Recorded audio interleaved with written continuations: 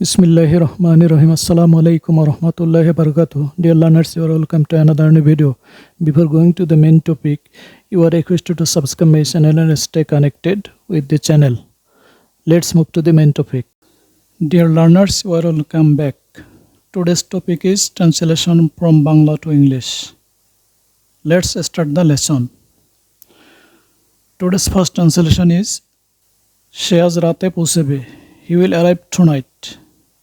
আজ রাতে বলতে টুনাইট বসে, টুডে নাইট হবে না।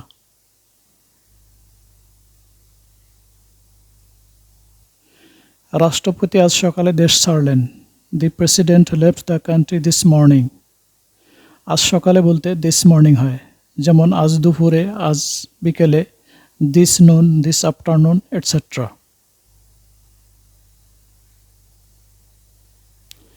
চেয়ারম্যান সবাই উপস্থিত থাকবেন বলে আশা করা হচ্ছে।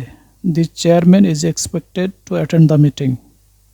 যেহেতু চেয়ারম্যানকে আশা করা হচ্ছে, এখানে পেসিভ ভয়েসে লিখতে হবে ইজ এক্সপেক্টেড। পেসিভ ভয়েস চেনার উপায় হলো am, is, are, was, are, be, been, being, এই আটটির পরে মূল ভার্বের পাস্ট পার্টিসিপল ফর্ম। প্রধানমন্ত্রী 2 দিনের রাষ্ট্রীয় সফরে চীনের উদ্দেশ্যে দেশ ছাড়লেন। দি prime minister left the country today state visit to China. এখানে স্টেট ভিজিট শব্দটি নাউনের পূর্বে ডে বসার কারণে এটা অ্যাডজেক্টিভ হিসেবে ব্যবহার হয়েছে, কাজে এখানে টু থাকা পরেও এখানে ডেজ হবে না, যেহেতু এটি অ্যাডজেক্টিভ। ম্যানেজারকে প্রধান করে 3 সদস্যের কমিটি গঠন করা হয়েছিল। The 3 member committee was formed headed by the manager.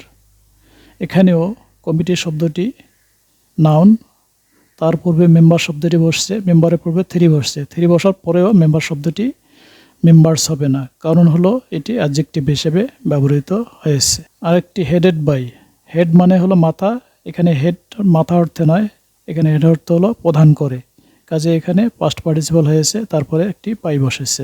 লোকটি সাঁতার কাটতে জানে। The man knows how to swim. Know ভার্বের পরে ইনফিনিটিভ টু বসলে তার পূর্বে একটি হাউ অবশ্যই বসাতে হবে। লাশ ময়না তদন্তের জন্য মর্গে পাঠানো হলো। The dead body was sent to the morgue for autopsy. যেহেতু পাঠানো হলো, এখানে পেসিভ ভয়েসে লিখতে হবে ওয়াজ, তাই ওয়াজ সেন্ট হয়েছে। আর মর্গ মানে হলো যেখানে লাশের পরীক্ষা নিরীক্ষা করা হয়। অটোপসি মানে হলো ময়না তদন্ত বা পোস্টমর্টম। সে হাসতে হাসতে চলে গেল।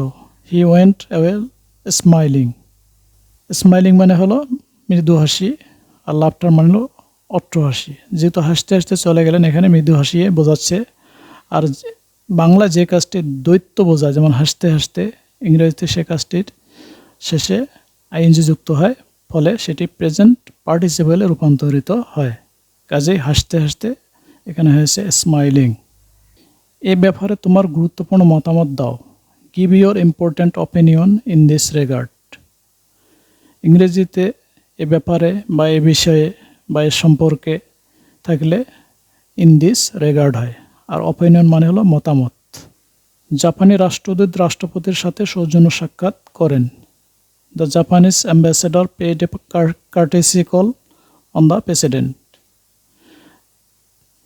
যখন কলন মানে হলো সাক্ষাৎ করা, যখন কলনের পূর্বে একটি অ্যাডজেক্টিভ বসে, তখন পে এ অ্যাডজেক্টিভ, তারপরে কলন শব্দটি বসে, কাজেই পেয়ের পাস্ট ফর্ম এখানে পেইড হয়েছে, কাজে এখানে হয়েছে paid a courtesy call on. Dear learners, today is not more.